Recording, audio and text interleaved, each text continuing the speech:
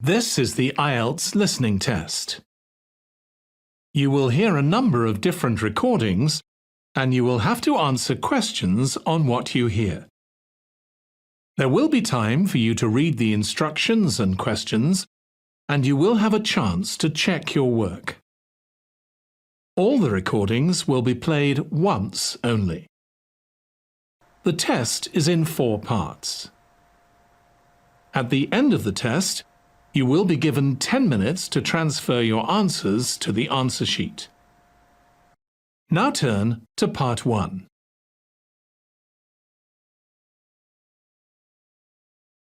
Part 1. You will hear a man telephoning an employment agency to register for job opportunities. First, you have some time to look at questions 1 to 7.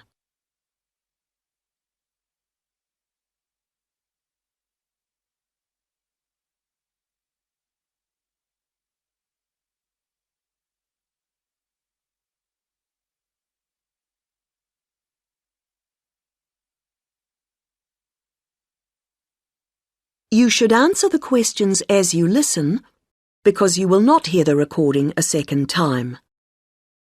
Listen carefully to the first part of the conversation and answer questions 1 to 7. Able Employment, how may I help you? I saw your advertisement in the Daily Gazette, Oh, yes. and I'd like to register with you. I'm a student, but I've got the long holiday coming up. Certainly. I'll just get the form ready. OK, let me take your details. Sure. Can I have your full name? It's Bowen, James Bowen, Bowen. Right. And your address, please? Well, just now I'm staying at the youth hostel, I see. but I'm moving into a flat on Friday. Well, give me that one then. It's 4 Lion, like the animal, Road, Melford, MF4 5JB. OK. And then I need to have a phone number for you. I don't know the number at the flat yet, but I could give you my mobile. That's 09954 721 822. Would that do? For the time being. But if you can let me know your new number when you can. Of course. Now, qualifications.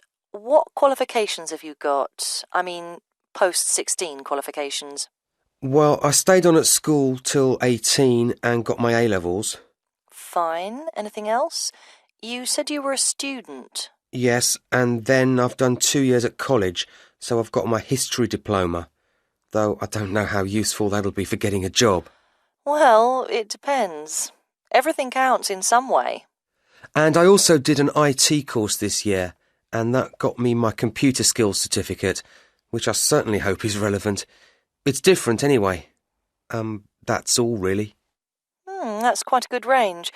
And what about on the practical side? What work experience have you got? Well, not too much, because I've mainly been studying. Yes. But 2 summers ago I worked just as general assistant in a hospital for about 3 months. It was quite hard, but very interesting. OK. Anything else? If you include part-time work, Oh, yes. I've often worked in the college holidays as a tour guide, showing visitors round. That's quite enjoyable, meeting people. I'm sure. Before you hear the rest of the conversation, you have some time to look at questions 8 to 10.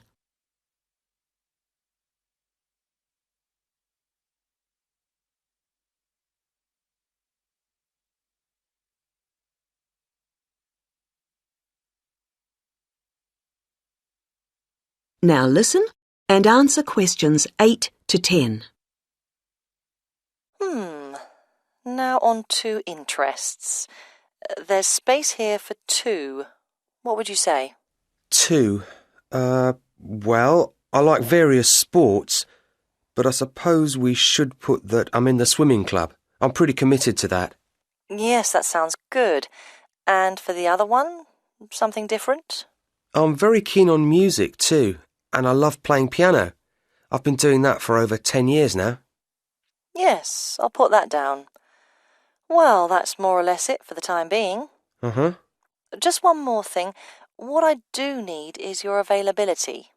Oh, yes. The college term finishes on June the 20th, and then I'm going to visit my parents. But I can be back and ready to start on June the 28th, if that seems okay. I'm sure it is. Now, what happens next is that I process this information, and then...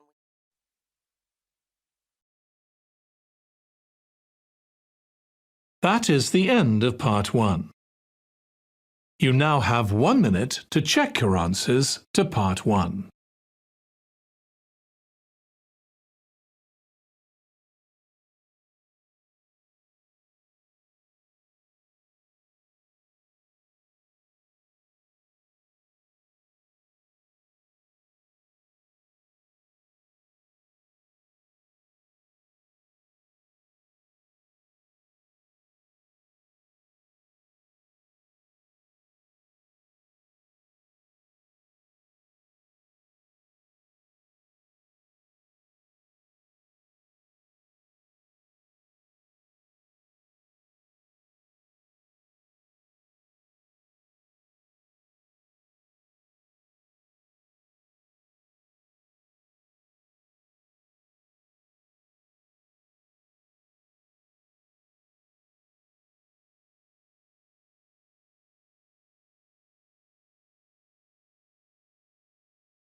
Part 2.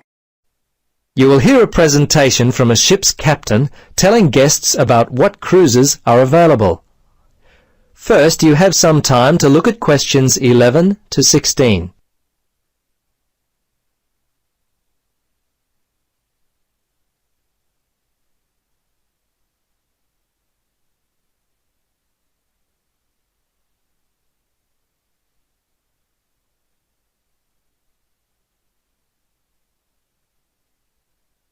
Now listen carefully and answer questions 11 to 16.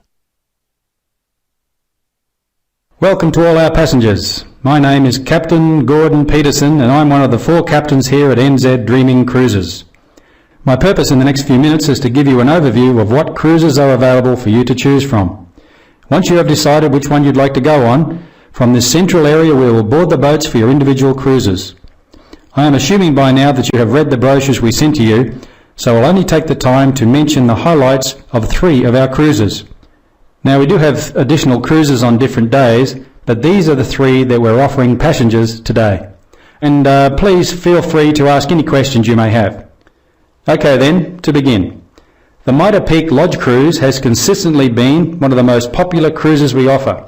It's a 2-day sightseeing spectacular. You will see the original homestead of Donald Sutherland, who arrived in the area in 1877. It's a real treat to see such an old building. Most people are not actually able to go in. However, included in the $170 price, we offer a tour of the old home. The lodge itself is now used solely as a part of the Milford Track guided walk and is not available for any other accommodation. We will arrive at the Mitre Peak Lodge and there spend the first night and next day before cruising home. The Milford Sound Cruise is next. We used to operate this one daily from the wharf situated in Freshwater Basin, but recently we've upgraded the experience to a 3-day, $240 voyage. Up until 1979, this area was also used as an anchorage for the Milford fishing fleet. We offer an opportunity to go fishing on this one.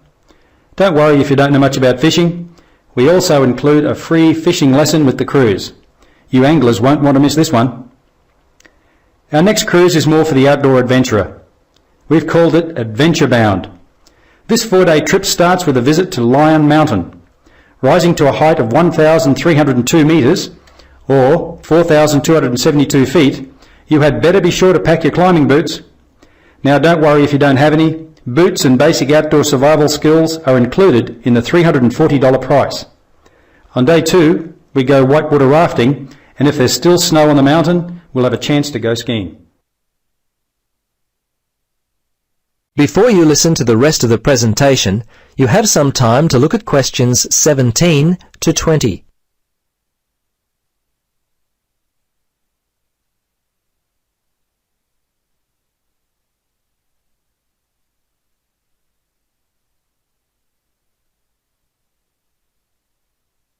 Now, listen carefully and answer questions 17 to 20. Now, just to let you know what is available as far as facilities are concerned. Our boats are fully equipped to offer you most of the comforts of home. However, a few things may be different. For example, showers. Please keep them to around a minute as we have limited heated water. There are no TVs on board, but you can listen to the radio to keep up to date with the outside world. You'll find that nature will provide most of the entertainment. Speaking of water, nature will provide a special surprise. As we cruise in close to the rock face of Fairy Falls, you'll be able to try your skill at catching a cup of the pure alpine water from the falls. Not everyone is successful at this, but over the years our staff have become very proficient at filling large containers full of this beautiful alpine water.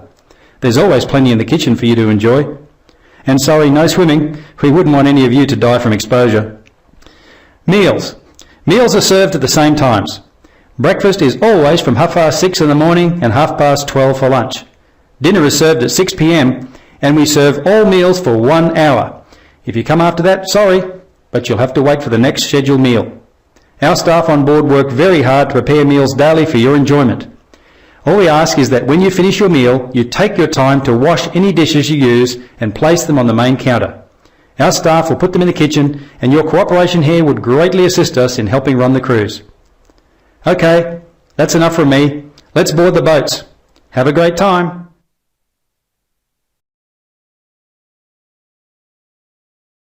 That is the end of part 2. You now have 30 seconds to check your answers to part 2.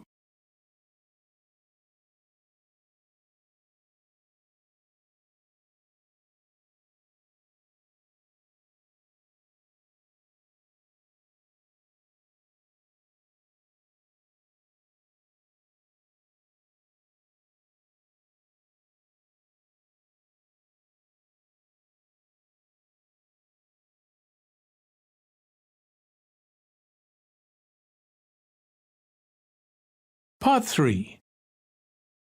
You will hear a conversation between an undergraduate student, David, and his tutor, Dr. Smith, about David's plans for doing a master's degree.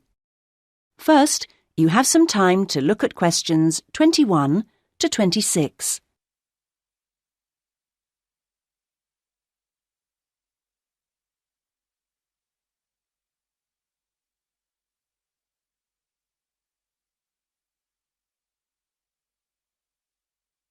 Now listen to the first part of the conversation and answer questions 21 to 26. Right. Well, David, I think it's a good idea to talk a little about your plans for going on to do an MA. Now, I understand you're thinking in terms of either Forth College or Haynes College? That's right. Well, so far anyway. No, I think that's a good choice to have narrowed it down to. I'm interested to know how the services to support students work in both places. Yes, I know you've needed to make use of those here in the last year.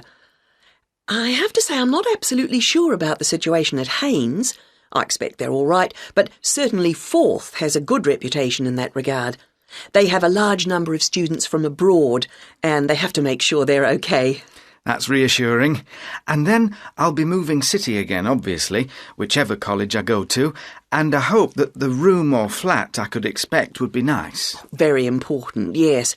These days, actually, all colleges tend to have decent quality rooms or flats for their students, and Forth and Haynes are no exception. Right. Well, what about comparisons on the academic side of things? Well, I know you're an avid user of the limited online provision we have here. I think you'll find Haynes is about as developed, or not, as we are here, and that Forth has developed some pretty impressive stuff, which I'm sure you'd make the most of. Well, I'd certainly try. But that doesn't mean that the more traditional information sources, such as the good old-fashioned library, should be forgotten. No, of course not. While Forth has recently had a very splendid law library opened, that isn't particularly relevant for you, and I think you'd find Haynes' general university and faculty collections better suited to your needs. But that's something you could check for yourself if you visit both places. Which I'm planning to do next month. Good. Now there's the question of the lecturing staff. which is clearly going to be key to your progress. I think you'd find them adequate at 4th. There are some solid people working there, while Haynes have recently taken on some inspirational people, very cutting edge. It's a little hard to judge, though, because as a research student, it's not as if you have teaching all day, every day. No, I guess not. But I'll need to consult. Yes, and on the subject of research, in terms of the college's reputation for results, again, neither place is bad in any way, but I think you'll find, and you can check this on the Research Council's website, that Haynes has consistently scored very well.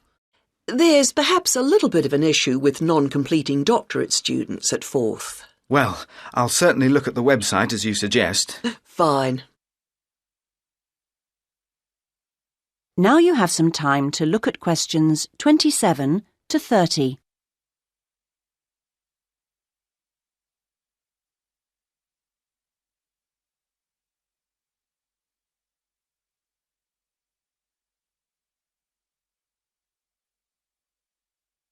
Now listen to the rest of the conversation and answer questions 27 to 30.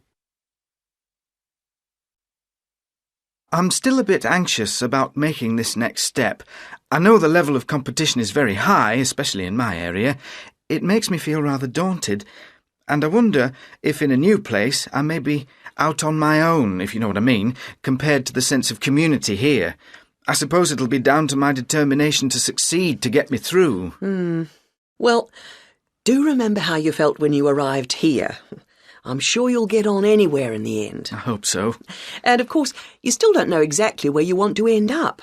By the time you've completed your masters, you'll have a clearer idea of whether you want to progress to doctorate level.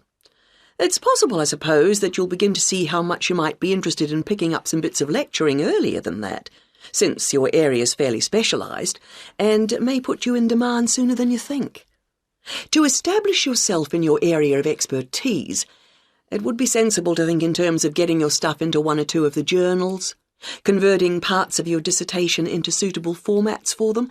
That'll stand you in good stead, whatever else you decide to do. That sounds like good advice, thanks. Actually, I think master's level studying has improved in some ways over the last few years. The internet you love so much was always going to make all kinds of studying easier. Or that's the idea, anyway. I'm not sure it really has the impact you might think. What I've found impressive is the way courses have developed to be more adaptable, more able to fit in with all the other demands in people's lives. So, while the exams and assignments you all have to do may not have shifted much, at least a wider range of students are now able to benefit from education at the higher levels. I just wish I could be sure I was always making the best use of my opportunities. At the end of each week, I usually feel I could have got more done, arranged things differently, been more efficient somehow. I've got a lot better at taking down notes during seminars and lectures, which means, I think, that my written work has benefited to some degree, so there's progress on some fronts at any rate. Yes, it's interesting seeing... That is the end of part 3. You now have 30 seconds to check your answers to part 3.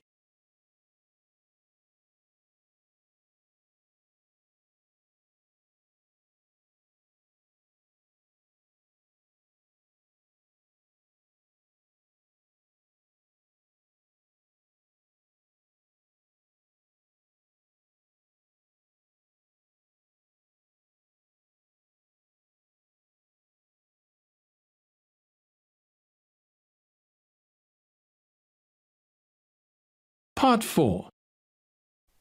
You will hear part of a lecture given at the beginning of a course in marine biology. First, you have some time to look at questions 31 to 40.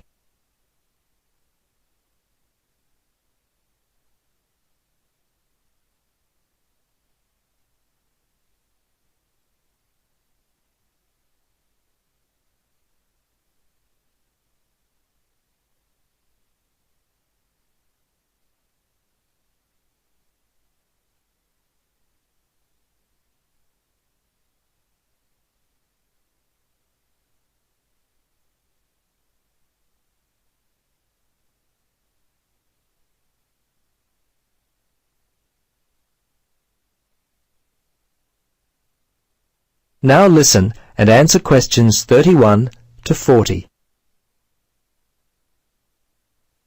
Students, I hope this first lecture, which I've called The Uses of Oceanography, will provide a helpful starting point for our studies this semester. In order to be a valid area of study, it has been said that the scientific study of sea or oceanography, as we call it, must point to the practical benefits that can be gained for humankind. There's no doubt many are the benefits which have been identified as a result of study in this field. Firstly, through careful study, oceanography helps us to determine where new raw materials for the future may come from, such as where new foods, for example, may be harvested. Certainly, to reap the harvest of the ocean is just as difficult as it is on land. Microscopic plants and animals or plankton are neither easy to gather nor edible for humans. Fortunately, our marine creatures do an excellent job at both gathering and eating, so we must continue to go out into the oceans and confront the often difficult oceanic conditions in an attempt to capture them for food. Of course, even in the most fertile areas, stocks of profitable and edible fish are not inexhaustible. In many areas around the world, limits are placed on numbers of fish that can be caught. Improving our understanding of marine species behaviour is therefore a dominant area of study for oceanographers. For hundreds of years, the ocean has been a cheap highway for commerce, but the challenge for those who travel it has always been to do so safely. Oceanographers therefore attempt to bring some predictability to the movement of currents, as well as the winds that blow and the effect these have on the waves that are generated. Early oceanographers such as Edward Forbes, a native of the Isle of Man and considered by many to be the founder of the science of oceanography, was the person to lay the foundation for British government's support of oceanography in the mid-19th century. Another of Forbes' contemporaries, Irishman J. Vaughan Thompson, collected and studied marine plankton off the Irish coast in 1828. In addition to marine life, Thompson's interests were in the tidal patterns and currents of the ocean. Another of the early professional naturalists that made significant contributions to marine biology was Charles Darwin. Darwin, most famous for his later works on theories of evolution, was commissioned early in life as a naturalist on HMS Beagle expeditions in the early 1800s. The Englishman collected and studied numerous marine organisms during this famous voyage, which eventually led to his subsidence theory of coral reef formation. According to this theory, fringing reefs form along the edges of an island, and then, as the island subsides, a barrier reef is created. So we see that early oceanographers were interested in bringing predictability to the ebb and flow of the vast ocean.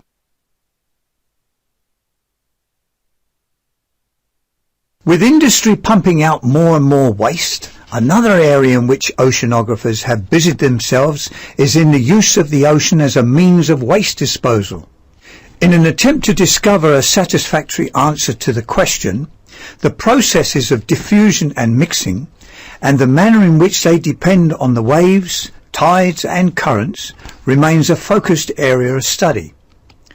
Nuclear waste has also been an important area.